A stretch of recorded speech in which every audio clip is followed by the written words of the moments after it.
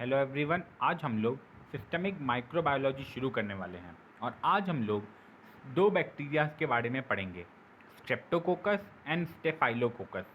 आज हम लोग इनके पैथोजेनिसिटी, इनके लिए कौन से कल्चर यूज़ किए जाते हैं, इनके लिए कौन कौन से क्लासिफिकेशन करने के लिए बायोकेमिकल टेस्ट कौन कौन से किए जाते हैं, हम इनकी क्लासिफिकेशन देखेंगे। उसके बाद इनकी लैब डायग्नोसिस भी पढ़ेंगे। तो चलिए शुरू करते हैं। सबसे पहले आता है स्ट्रेप्टोकोकस। स्ट्रेप्टोकोकस एक ग्राम पॉजिटिव कोकाई है जो कि कैटलेज नेगेटिव टेस्ट देता है। स्ट्रेप्टोकोकस हमेशा पेयर्स और चेन्स में पाया जाता है। स्ट्रेप्टोकोकस, एंटेरोकोकस, न्यूमोकोकस, ये तीन स्ट्रेप्टोकोकाई फैमिली के तीन इंपॉर्टेंट मेंबर्स होते हैं। लेकिन अब एंटेरोकोकस को एक अलग जगह पे क्लासिफाई कर दिया गया है, एक सेपरेट फैमिली में। इसका नाम है एंटेरोकोकेसिए। अब स्ट्रेप्टोकोकाई को 3-4 चीज़ों से हम लोग क्लासिफाई कर सकते हैं। सबसे पहले कि ये फैकल्टेटिव एरोब्स भी होते हैं और ऑब्लिगेट एरोब्स भी होते हैं, यानी कि ये ऑक्सीजन की प्रेजेंस में भी, फैकल्टेटिव का मतलब प्रेजेंस में भी, ऑक्सीजन की प्रेजेंस में भी ग्रो कर सकते हैं और ऑक्सीजन की एब्सेंस में भी ग्रो कर सकते हैं। और ऑब्लिगेट एनारोब्स का मतलब है कि ये बिल्कुल ही ऑक्सीजन की एब्सेंस में ही ग्रो करेंगे, मतलब स्ट्रिक्टली। ऑब्लिगेट का मतलब होता है स्ट्रिक्टली। अब the latter can be classify on the basis of haemolysis. हम लोग इन्हें दूसरे तरीके से क्लासीफाई कर सकते हैं हीमोलिसिस के बेसिस पे, यानी कि जब हम इन्हें ब्लड अगार प्लेट में लगाते हैं, स्पेशली शीप ब्लड अगार की प्लेट में, तब स्ट्रेप्टोकोकाई हीमोलिसिस करता है। जब ये अल्फा हीमोलिसिस करेगा तब यानी कि ये पार्शली आरबीसी को क्या कर रहा है, ब्रेक डाउन कर रहा है। पार्शली आरबीसी को ब्रेक डाउन करने का मतलब है आरबीसी को ये पूरे तरीके से नहीं तोड़ता है, थोड़ा बहुत तोड़ देता है, और उसके वजह से क्या कैसा कलर आ जाता है आरबीसी में, ग्रीनिश डिस्कलरेशन हो जाता है। वहाँ पे रेड से वो कैसा दिखने लगेगा, ग्रीनिश कलर का। और लेकिन यहीं पे ठीक बीटा हेमोलिसिस का मतलब होता है complete lysis of RBC. Complete lysis का मतलब है कि वहाँ पे आरबीसी को वो पूरे तरीके से ब्रेक डाउन कर दे रहा है, पूरे तरीके से ही एक जगह पे। वहाँ पे आप जब ब्लड अगार के प्लेट में देखेंगे कभी बीटा हेमोलिसिस स्ट्रेप्टोकोकाई के थ्रू, तो वहाँ पे वो एक 2 से 4 मिलीमीटर का एक जोन ही क्रिएट कर देगा राउंड शेप में, जहाँ पे आपको वहाँ पे वो पूरे तरीके से आरबीसी वहाँ पे नहीं दिखेंगे, ट्रांसपेरेंट ही हो जाएगा, आप आर पार ही उस प्लेट के देख पाएंगे एक तरीके से। अल्फा हेमोलिसिस कौन कौन से स्ट्रेप्टोकोकाई दे सकते हैं, तो viridans, streptococci and pneumococci alpha haemolysis देते हैं, and S पायोजीन्स and other beta haemolytic streptococci beta haemolysis देते हैं। अब गामा हेमोलिसिस का मतलब क्या होता है? गामा हेमोलिसिस का मतलब है कि कोई हीमोलिसिस वहाँ पे हो ही नहीं रही है, और एंटेरोकोकस ही गामा हीमोलिसिस करते हैं। फिर हम स्ट्रेप्टोकोकाई को एक और चीज़ पे क्लासिफाई कर सकते हैं, जिसे कहते हैं लैंड्सफील्ड ग्रुपिंग। रेबिका लैंड्सफील्ड ने स्ट्रेप्टोकोकाई को इस बेसिस पे क्लासिफाई किया था कि जिन स्ट्रेप्टोकोकाई में सी कार्बोहाइड्रेट ग्रुप प्रेजेंट होता है, सी कार्बोहाइड्रेट एंटीजन प्रेजेंट होता है उनकी सेल वॉल में, ऐसे टोटल 20 सीरोलॉजिकल ग्रुप्स उन्होंने नेम किए, जिसमें जो कि फ्रॉम ए से बी तक उन्होंने नेम दिया, जिसमें आई और जे ग्रुप नहीं होता है। फिर ग्रिफिथ टाइपिंग क्लासिफिकेशन भी होती है, जहाँ पर जो स्ट्रेप्टोकोकाई होती हैं उनकी जो सेल वॉल होती है उसमें एम प्रोटीन बन रहा होता है। इसे ग्रिफिथ टाइपिंग कहते हैं, यानी कि इस क्लासिफिकेशन में जो स्ट्रेप्टोकोकाई अपनी सेल वॉल में एम प्रोटीन लेके रखेंगे उसे हम ग्रिफिथ टाइप कहते हैं, एक तरीके से ग्रुप का। और यहाँ पे टोटल 100 सीरोटाइप्स होते हैं यहाँ पे एकदम। अब ये देखिए यहाँ पे एक टेबल है, स्ट्रेप्टोकोकाई, एरोब्स, फैकल्टेटिव एनारोब्स, यहाँ पे O2 की रिक्वायरमेंट के लिए, ऑब्लिगेट एनारोब्स। फिर हीमोलिसिस के बेसिस पे हम इन्हें कर दे रहे हैं alpha haemolysis, beta haemolysis, gamma haemolysis. फिर हम इन्हें तीसरा हम कर सकते हैं लैंड्सफील्ड ग्रुपिंग, 20 सीरो ग्रुप्स होते हैं जिसमें। फिर हम कर सकते हैं Griffith typing, more than 100 serological types होते हैं यहाँ पे। और ग्रिफिथ टाइपिंग कौन से बेसिस पे होती है कि वो बैक्टीरिया की जो सेल वॉल है उसमें क्या एम प्रोटीन है। फिर आ जाता है स्ट्रेप्टोकोकस पायोजीन्स। अब पायोजीन्स का क्या मतलब है? पायोजीन्स का मतलब है कि वो किस तरीके से कॉज कर रहा है मतलब बीमारी को, डिजीज़ को वो किस तरीके से कॉज कर रहा है, आखिर उनके अंदर ऐसा क्या प्रेजेंट है कि वो डिजीज़ कॉज कर दे रहे हैं। फिर लैंडफील्ड ग्रुप के ही स्ट्रेप्टोकोकस एक तरीके से डिजीज़ कॉज करते हैं ज़्यादातर, और वो दो तरीके के डिजीज़ कॉज करेंगे, suppurative infection and non suppurative infection. Suppurative का मतलब होता है पस फॉर्मेशन वाला, तो दो तरीके करेंगे, जिसमें पस फॉर्म हो रहा हो उन्हें सुपुरेटिव इन्फेक्शन कहेंगे, जहाँ पे पस ना फॉर्म हो रहा हो वहाँ पे हम उन्हें नॉन सुपुरेटिव इन्फेक्शंस कहते हैं। अब वायरलेंस फैक्टर एंड पैथोजेनिसिटी, मतलब वो कौन कौन से फैक्टर्स की मदद से हमारे अंदर पैथोजेनेसिस यानी कि हमें हमारे अंदर डिजीज़ कॉज कर रहे हैं। तो बहुत सारे तरीके के फैक्टर्स होते हैं, जैसे टॉक्सिन्स, एंजाइम्स, एंटीजेंस, उन सबकी सेल वॉल में प्रेजेंट होते हैं। तो आइए हम हमसे देखते हैं कि उन सबकी सेल में कौन कौन से एंटीजेंस प्रेजेंट होते हैं। तो सबसे पहले आता है cell wall antigen. Cell wall of S. pyogene is composed of inner thick peptidoglycan layer. It confers cell wall rigidity, induces inflammatory response, and has thrombolytic activity.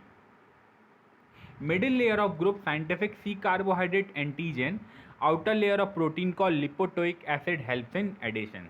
तो क्या बोल रहा है कि सेल वॉल एस्पायोजीन की जो होती है वो पेप्टिडोग्लिकन लेयर को कंटेन करती है, जो कि सेल को क्या देती है, रिजिडिटी देती है और इंड्यूस करवाती है, यानी कि ह्यूमन बॉडी में क्या करवा रही है, इन्फ्लेमेशन कॉज करवा रही है।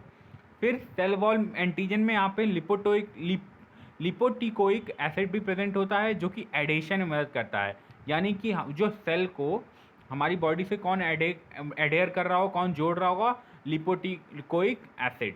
और सी कार्बोहाइड्रेट एंटीजन भी इनकी मिडिल लेयर में प्रेजेंट होता है, ये भी क्या करवाता है, डिजीज कॉज करवाने में मदद करवाता है। फिर आउटर क्या होती है, protein layer. Several protein antigen such as mTNR proteins have been identified in the outer protein layer. अब ये प्रोटीन क्या कर रहे होंगे, ये प्रोटीन हमारी बॉडी में जाते हैं और फिर हमारी बॉडी में अलग अलग तरीके के इन्फेक्शन को कॉज करते हैं। फिर आ जाइए टॉक्सिन्स पे। हीमोलाइजेंस, beta hemolytic streptococci such as group A, C, G produce two hemolysins, streptolysine O and streptolysine S. They cause RBC membrane lysis that leads to complete beta hemolysis surrounding the colonies. तो दो तरीके की वो हीमोलाइजेंस बनाते हैं, यानी toxins produce करता है streptococci, स्ट्रेप्टोलाइजिन O and streptolysin S। ये क्या करती हैं, सेल वॉल मेम्ब्रेन को पूरी तरीके से ब्रेक कर देती हैं और उस वजह से वो टॉक्सिन पूरी तरीके से बॉडी में फैल जाता है और इन्फेक्शन कॉज कर देता है। यहाँ पे देख लीजिए सेल वॉल ऑफ स्ट्रेप्टोकोकस पायोजीन, यहाँ पे सेल वॉल का स्ट्रक्चर है। सबसे पहले क्या होती है, प्रोटीन एंड लिपोटिकोइक एसिड, फिर ग्रुप ऑफ स्पेसिफिक कार्बोहाइड्रेट, फिर पेप्टिडोग्लिकन लेयर होती है, फिर साइटोप्लाज्म आता है। और आप यहाँ पे देख पा रहे होंगे एम प्रोटीन यहाँ पे एक थ्रेड लाइक स्ट्रक्चर के तरीके से निकले हुए होते हैं। फिर अब आ जाइए आगे देखते हैं the difference between streptolysin O and streptolysin S। तो streptolysin O it is labile in the presence of oxygen and streptolysin S it is stable in the presence of oxygen. मतलब ऑक्सीजन की प्रेजेंस में streptolysin O ज़्यादातर काम नहीं करता है एक तरीके से, और स्ट्रेप्टोलाइजिन S स्टेबल होता है। It shows hemolysis only in poor plate culture. Hemolysis can be seen on surface colonies. It is active only in reduced state. It is active in both reduced and oxidized condition. It is antigenic and gives rise to ASO antibodies. And streptolysine S is non-antigen, यानी कोई antigen produce नहीं कर रहा है। फिर streptococcal pyrogenic एरोटॉक्सिन SPE, इसका नाम इस SPE पायरोजेनिक एरोटॉक्सिन इस वजह से पड़ा क्योंकि ये क्या कर देता था, ये हमारे अंदर फीवर कॉज करता है, और फीवर को हम लोग पायरोजन कहते हैं ना, पायरोजेनिक कंडीशन। तो अब ये क्या करता था, ये हमारे अंदर फीवर कॉज कर देता था, इस वजह से हम लोगों ने इसका नाम पायरोजेनिक एरोटॉक्सिन एक तरीके से रख दिया। अब Dick test, SPE was previously called an as erythrogenic और scarlet fever toxin because it is intradermal injection in susceptible children produce a local erythema. Erythema का मीनिंग है कि ये हमारी बॉडी में एक रेडनिंग ऑफ स्किन कर जाए, छोटे छोटे बच्चों की स्किन में क्या करेगा, रेडनिंग कर देगा स्किन की, या फिर एक पैचेस फॉर्म कर देगा फीवर करके। अब एंजाइम्स पे आ जाते हैं। अब हम देखेंगे कि स्ट्रेप्टोकोकस कौन कौन से एंजाइम्स प्रोड्यूस करते हैं। तो सबसे पहले ये लोग बनाते हैं streptokinase. It activates the plasminogen to plasmin, thus breaks down the fibrin barrier around the infected site, thereby facilitating the spread of infection। ये क्या करते हैं कि ये क्या करते हैं, प्लाज्मिनोजन को प्लाज्मिन में ब्रेक डाउन कर देते हैं। इससे क्या होगा, फाइब्रिन ब्रेक बैरियर ही टूट जाता है, जिस वजह से जो इन्फेक्शन होता है वो काफ़ी दूर तक फैल जाता है, यानी कि ऑलमोस्ट पूरी बॉडी में फैलने लग जाता है धीरे धीरे, क्योंकि दूरी क्या हो जाती है, जो बैरियर होता है इन चारों इन्फेक्शन के साइड पर, वो क्या हो जाता है, टूट जाता है स्ट्रेप्टोकाइनेज एंजाइम की वजह से। स्ट्रेप्टोडोर्नेज या फिर DNase, it breaks down the DNA, thus helps in liquefying the thick pus containing large amount of DNA derived from the nuclei of necrotic cells and may be responsible for the serous nature of streptococcal exudates। स्ट्रेप्टोडोर्नेज क्या करता है, DNA को ही break down कर देता है। हमारे जो पस होता है उसमें काफ़ी सारा, आप लोगों ने देखा होगा, वाइट कलर का एक लिक्विड भी निकलता है, जो कि क्या होता है, WBC होते हैं, डेड WBC होते हैं। फिर सब टाइप्स कौन कौन से होते हैं एंजाइम्स के, स्ट्रेप्टोडोर्नेज है 4 डिस्टिंक्ट सब types, DNAs ABC and D, of which type B is most antigenic, यानी कि सबसे ज़्यादा एंटीजन कौन सा एंजाइम प्रोड्यूस कर रहा होगा, तो टाइप B का स्ट्रेप्टोडोर्नेज सबसे ज़्यादा एंटीजन प्रोड्यूस कर रहा होगा। फिर other enzymes hyaluronidase spreading factor, फिर NADase and serum opacity factor. फिर क्लिनिकल मैनिफेस्टेशंस पे आ जाइए। Group A, streptococcus GAS produces both suppurative and non suppurative manifestations. Suppurative का मतलब मैंने बताया था क्या होता है, पस फॉर्म करना। तो जो गैस स्ट्रेप्टोकोकस होता है, मतलब कॉलोनी वाले, ये करते हैं दोनों तरीके के इन्फेक्शन ही प्रोड्यूस कर रहे हैं, पस फॉर्मेशन भी करवाते हैं और नॉन पस फॉर्मेशन वाले इन्फेक्शंस भी ये लोग करते हैं, जैसे रेस्पिरेटरी इन्फेक्शंस करवा देते हैं। फिर pharyngitis, sore throat, respiratory infections का एग्जांपल मान लीजिए। फिर scarlet fever is mediated due to streptococcal toxins SPEA, B and C. It is characterized by pharyngitis which characteristic rashes, strawberry tongue। इसी कैरेक्टरिस्टिक क्या है, मतलब आपको कैसे पता चलेगा आपको स्कारलेट फीवर हो गया है, तो वहाँ पे आपको रैशेज दिखेंगे, स्ट्रॉबेरी कलर की टंग हो जाएगी, मतलब एक तरीके से बहुत ज़्यादा रेड या एक तरीके से pink.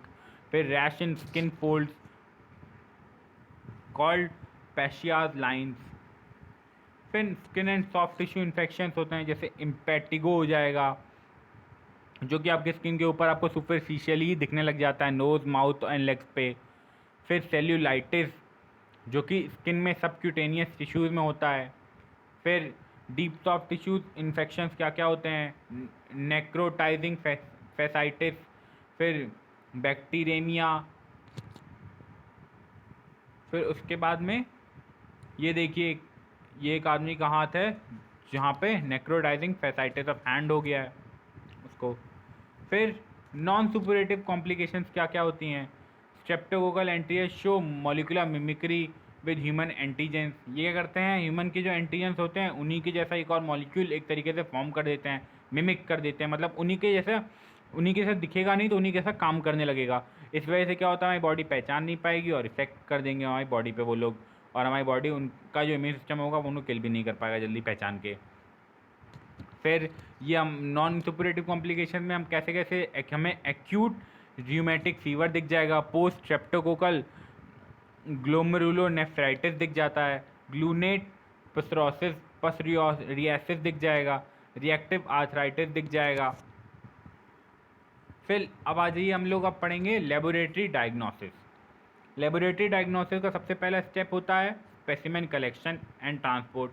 Specimen collection depends on the site of the lesion, यानी कि आप कहाँ से उसे ले रहे हैं इस चीज़ पर डिपेंड करेगा कि आप मतलब आप स्पेसिमेन के तौर पे क्या ले रहे हैं। आप पस स्वैब भी ले सकते हैं, ब्लड का सैंपल ले सकते हैं और थ्रोट स्वैब भी ले सकते हैं। फिर हम स्पेसिमेन को ट्रांसपोर्ट कौन से मीडियम में करते हैं, तो पाइक्स ट्रांसपोर्ट मीडिया का यूज़ करते हैं।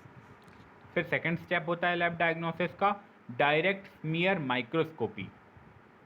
यहाँ पे क्या करते हैं, जो हम लोग वो सैंपल लेंगे उसको हम लोग माइक्रोस्कोप में स्लाइड के ऊपर रखेंगे और फिर वहाँ पे हल्का स्टेनिंग कर देंगे, ग्राम स्टेनिंग ऑफ पस।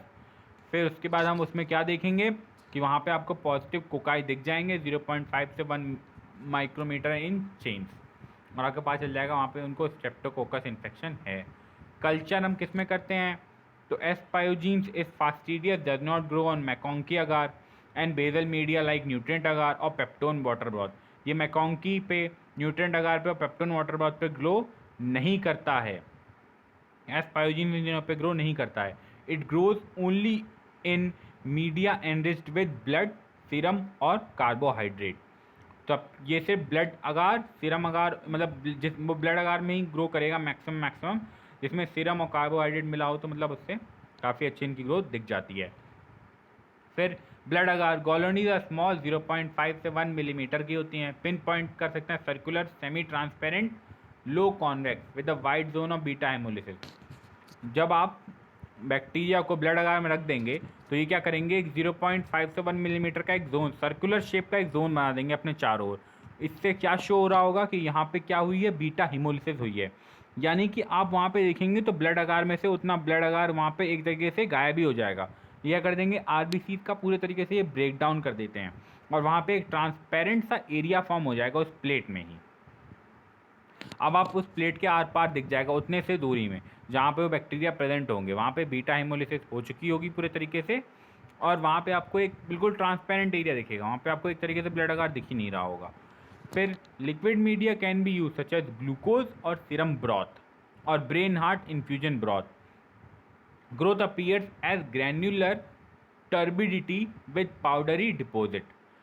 फिर सेलेक्टिव मीडियम कौन कौन से यूज़ कर सकते हैं, crystal violet blood agar and PNF media.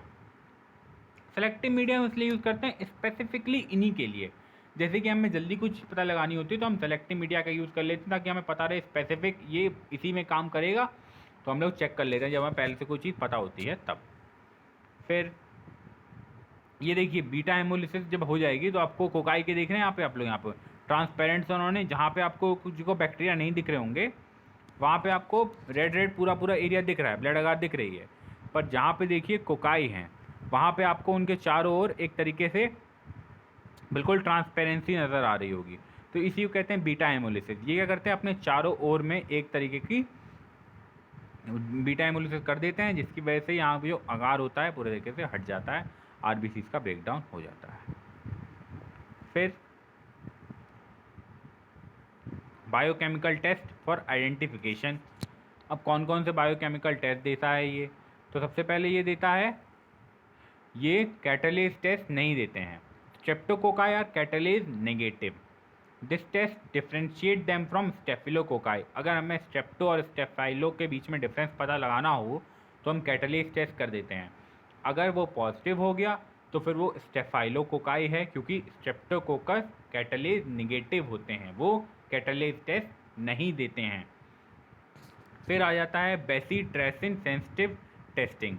Group A streptococcus is sensitive to bacitracin 0.04 UDIS while most of other beta hemolytic streptococci are resistant। यानी कि बाकी beta haemolytic streptococci bacitracin test एक तरीके से नहीं ही देते हैं। Hence it can be used as a rapid diagnostic test for gas। फिर CAMP test, streptococci mostly CAMP test नहीं देते हैं, नेगेटिव होते हैं। Serology, anti streptolysin antibodies, ASO titer is elevated more than 200 in most of the streptococcal infections except PSGN and pyoderma। It is detected by latex agglutination test। Anti-DNAs and beta and B antibodies titer more than 300 to 350 units ml is diagnostic of PSGN and pyoderma. Other beta haemolytic streptococci कौन कौन से होते हैं, देख यहाँ पे जैसे कि अब हम लोग जैसे अभी तक हम लोगों ने एस्पायोजीन के बारे में पढ़ा और हमने देखा कि कौन कौन से मेनली बीटा हेमोलिसिस देते हैं, पर अब हम क्या देख रहे हैं कि और भी 2-4 तरीके के बीटा हेमोलिटिक बीटा हेमोलिसिस देने वाले बैक्टीरिया होते हैं। तो अब हम उनके बारे में पढ़ेंगे। Approximately 30% of women are vaginal or rectal carriers of group B streptococcus. GBS का मतलब group B streptococcus. Hence the GBS infection is common in neonates and in pregnancy. इसलिए मैक्सिमम टाइम पे अगर आपको GBS यानी कि ग्रुप बी का infection दिख रहा हो तो वो मैक्सिमम कब कॉमन होता है? प्रेगनेंसी के टाइम पे आपको ये बहुत कॉमन दिखेगा।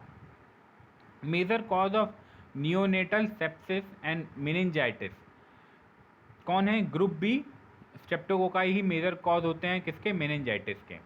Neonatal sepsis can be of two types, early onset and late onset type.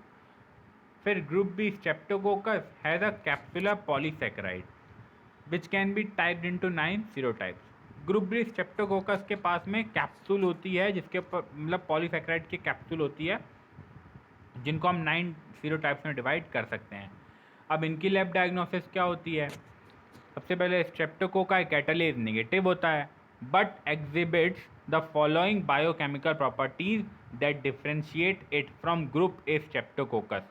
अगर आपको ग्रुप ए स्ट्रेप्टोकोकस और ग्रुप बी स्ट्रेप्टोकोकस में फ़र्क पता लगाना हो तब भी आप कैटालेज टेस्ट करेंगे तो आपको पता चल जाएगा, क्योंकि ये दोनों अलग अलग प्रॉपर्टीज़ कैटालेज टेस्ट में दिखाएंगे, भले ही ये कैटालेज टेस्ट पॉजिटिव ना हो। अब कैंप पॉजिटिव, कैंप का फुल नेम है क्रिस्टी एटकिंस मंच पीटरसन, क्योंकि इन्होंने इसकी डिस्कवरी की थी। Is a phospholipase produced by GBS that causes synergist hemolysis with beta hemolysin produced by S. aureus, यानी कि स्टेफाइलो ऑरियस, स्ट्रेप्टो ऑरियस। फिर तो GBS यानी कि group B streptococcus CAMP positive होते हैं। When GBS is streaked on blood plate perpendicular to S. aureus, an enhanced arrowhead shaped hemolysis is produced at their junction pointing toward GBS streak line. Bacitracin resistance होते हैं GBS, यानी कि bacitracin अगार में या फिर plate में biochemical test ये लोग नहीं देते हैं, ग्रुप बी स्ट्रेप्टोकाई नहीं देता है। फिर अब हम लोग पढ़ेंगे स्टेफाइलोकोकस ऑरियस के बारे में। स्टेफाइलोकोकस ऑरियस में हम लोग क्या देखेंगे? इनका introduction, morphology, pathogenicity, lab diagnosis और बायोकेमिकल टेस्ट हम कौन कौन से यूज़ कर रहे हैं स्टेफाइलोकोकस ऑरियस के लिए। तो स्टेफाइलोकोकस सबसे पहले ये हमें चेन्स और पेयर्स में नहीं पाए जाएंगे, ये गुच्छे के जैसे होते हैं, ग्रेप्स के जैसे क्लस्टर होते हैं ग्रुप्स, ये हमें वैसे ग्रेप्स के गुच्छे की तरह ये पाए जाएंगे। They are the most pathogenic among all staphylococcus species. Staphylococcus species जितनी भी होती हैं, यानी कि आपको 3-4 मिलेंगे, उनमें से सबसे ज़्यादा पैथोजेनिक और ह्यूमन में जो इन्फेक्शन कॉज करते हैं वो कौन से बैक्टीरियाज होते हैं? वो होते हैं staphylococcus aureus. They are coagulase positive, ये कोगुलेज पॉजिटिव टेस्ट होते हैं, while all the other species of staphylococcus families are coagulase negative. यानी कि अगर आपको स्टेफाइलोकोकस ऑरियस और बाकी स्टेफाइलोकोकस फैमिली के बीच में डिफरेंशिएट करना है तो स्टेफाइलोकोकस ऑरियस ही सिर्फ कोगुलेज पॉजिटिव टेस्ट देता है, बाकी स्टेफाइलोकोकस की फैमिलीज कोगुलेज पॉजिटिव नहीं होती हैं। They are non sporing, non motile and occasionally capsulated, यानी कि इनमें ज़्यादातर कैप्सूल्स प्रेजेंट होते हैं। They are about 1 micrometer in diameter and arranged in grape-like clusters. They are facultative anaerobes. Pathogenesis. S. aureus colonizes on various body parts like anterior nares, axilla and perineal skin. ये क्या करेंगे? Staphylococcus aureus आपके skin के ऊपर, body parts के ऊपर बैठ जाएंगे। फिर ये हमारी बॉडी में जैसे ही कोई कट्स या इंस्ट्रूमेंटेशन दिखेगा, मतलब हल्का सा भी कट्स, तो हमारी बॉडी के अंदर क्या करेंगे? एंटर कर देते हैं। फिर then they adhere to the tissues, it invades in the body with the help of enzyme serine proteases. फिर ये क्या करते हैं? हमारी बॉडी में ये डिफरेंट तरीके के एंजाइम्स प्रोड्यूस कर देते हैं, जैसे सेरीन प्रोटीएजेस, हाइलोरुनिडेजेस, थर्मोन्यूक्लिएजेस एंड लाइपेजेस, ये हमारी बॉडी के अंदर प्रोड्यूस कर देंगे। फिर ये एंजाइम्स क्या करेंगे, धीरे धीरे जाके हमारी डिफेंस मैकेनिज्म को, बॉडी को अटैक कर देगा और फैगोसिटिक इफेक्ट को क्या करेगा, बिल्कुल ही कम कर देगा। यानी कि हमारे WBCs की एक्टिविटी को क्या कर देगा, ये कम कर देगा, जिससे हमारा इम्यून सिस्टम काम करना एक तरीके से मतलब बहुत ही ज़्यादा कम कर देता है या फिर बंद ही कर देता है, और फिर हमारी बॉडी में इन्फेक्शन कॉज हो जाता। In the end it spreads in the whole body to various distant sites by hematogenous spread. यानी कि फिर क्या होता है, ये पूरी बॉडी में धीरे धीरे फैल जाता है। फिर lab diagnosis of staphylococcus aureus. तो सबसे पहले क्या होता है, सबसे पहले स्टेप होता है लैब डायग्नोसिस में सैंपल कलेक्शन। तो it depends on the basis of nature of lesion, मतलब आप कौन सी जगह से सैंपल कलेक्ट कर रहे हैं। इट कैन बी वॉमिटिंग, पस और स्पूटम एक्सेट्रा।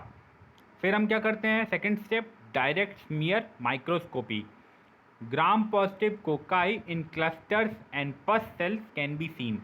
जब हम डायरेक्ट स्मीयर माइक्रोस्कोपी, यानी कि डायरेक्ट स्मीयर माइक्रोस्कोपी का मतलब है माइक्रोस्कोप के नीचे देखना। जब हम इन माइक्रोस्कोप के नीचे देखेंगे तो हमें ग्राम पॉजिटिव कोकाई दिखेंगे जो कि ग्रेप लाइक स्ट्रक्चर्स में अरेंज होंगे। However it is not good for staphylococcus aureus, क्योंकि डायरेक्ट स्मीयर माइक्रोस्कोपी में ज़्यादातर स्टेफाइलोकोकस ऑरियस को पहचानना बहुत ही ज़्यादा मुश्किल होता है।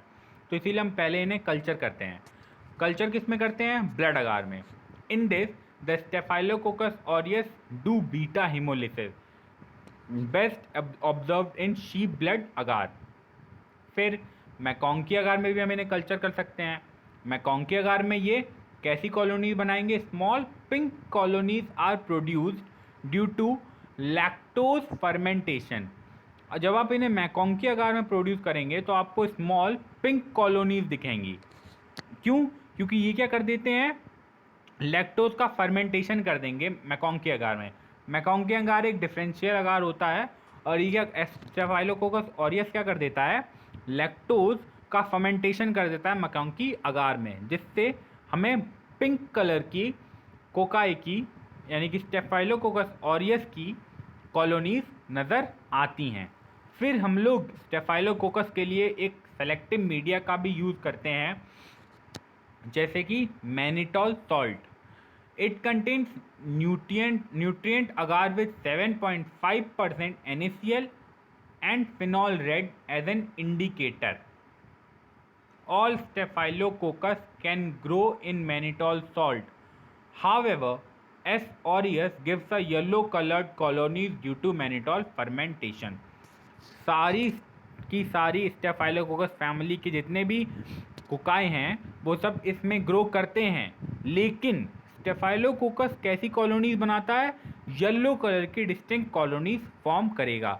तो यहाँ पे आप स्टेफाइलोकोकस ऑरियस को पहचान ले जाएंगे मैनिटॉल में, क्योंकि वो कैसी कॉलोनी बना रहा होगा, बिल्कुल येलो कलर की, due to fermentation of mannitol. फिर हम कौन कौन से बायोकेमिकल टेस्ट कर सकते हैं स्टेफाइलोकोकस के लिए, तो भैया स्टेफाइलोकोकस कोगुलेज टेस्ट पॉजिटिव होता है, यानी कि वो कोगुलेज टेस्ट पॉजिटिव देता है। कैटलेज टेस्ट पॉजिटिव होता है for all species of staphylococcus, लेकिन कोगुलेज टेस्ट पॉजिटिव किसके लिए होगा, सिर्फ स्टेफाइलोकोकस ऑरियस ही कोगुलेज टेस्ट पॉजिटिव होता है, बाकी सारी स्टेफाइलोकोकस की स्पीशीज़ कोगुलेज टेस्ट नहीं देती हैं। लेकिन catalase test positive for all species, यानी कि जितनी भी स्टेफाइलोकोकस की स्पीशीज़ हैं वो कैटलेज टेस्ट देती हैं। DNA टेस्ट पॉजिटिव होते हैं, फॉस्फेटेज टेस्ट पॉजिटिव होते हैं। Mannitol sugar is fermented by staphylococcus aureus and gelatin liquefaction में भी बायोकेमिकल टेस्ट कर सकते हैं। फिर डिफरेंस अगर हमें पता करना हो डिफरेंट स्टेफाइलोकोकस स्पीशीज़ का, तो कोगुलेज टेस्ट स्टेफाइलोकोकस पॉजिटिव होते हैं, स्टेफाइलोकोकस एपिडर्माइडिस पॉजिटिव होते हैं कैटलेज के लिए, और स्टेफाइलोकोकस सेप्रोफाइटिस भी पॉजिटिव होते हैं कैटलेज। यानी कैटलेज स्टेफाइलोकोकस की तीनों स्पीशीज दे रही होती हैं कैटलेज टेस्ट। कोगुलेज टेस्ट सिर्फ स्टेफाइलोकोकस ऑरियस देता है, बाकी स्पीशीज नहीं देती हैं। कॉलोनीज और ब्लड अगार पे आपको स्टेफाइलोकोकस ऑरियस की गोल्डन येलो कलर की कॉलोनी नज़र आएगी।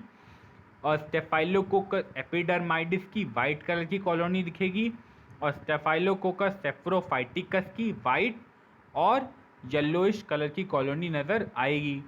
Haemolysis, staphylococcus complete beta haemolysis देते हैं, बाकी दोनों नन कोई हीमोलिसिस नहीं देते। मैनिटॉल फर्मेंटेशन सिर्फ स्टेफाइलोकोकस ऑरियस करता है, बाकी नहीं करते। फिर बायोकेमिकल डिफ्रेंशिएशन फॉर स्टेफाइलोकोकाई और एंड स्ट्रेप्टोकोकाई, यानी कि अगर हमें बायोकेमिकल टेस्ट से स्टेफाइलो और स्ट्रेप्टो के बीच में डिफरेंस बताना हो तो कैटलेज टेस्ट पॉजिटिव होते हैं स्टेफिलोकोकस, वहीं पे स्ट्रेप्टोकोकस कैटलेज टेस्ट निगेटिव होते हैं। Thank you very much. अब हम लोग नेक्स्ट वीडियोज़ में कॉनिबैक्टीरियम डिप्थीरिया के बारे में पढ़ेंगे।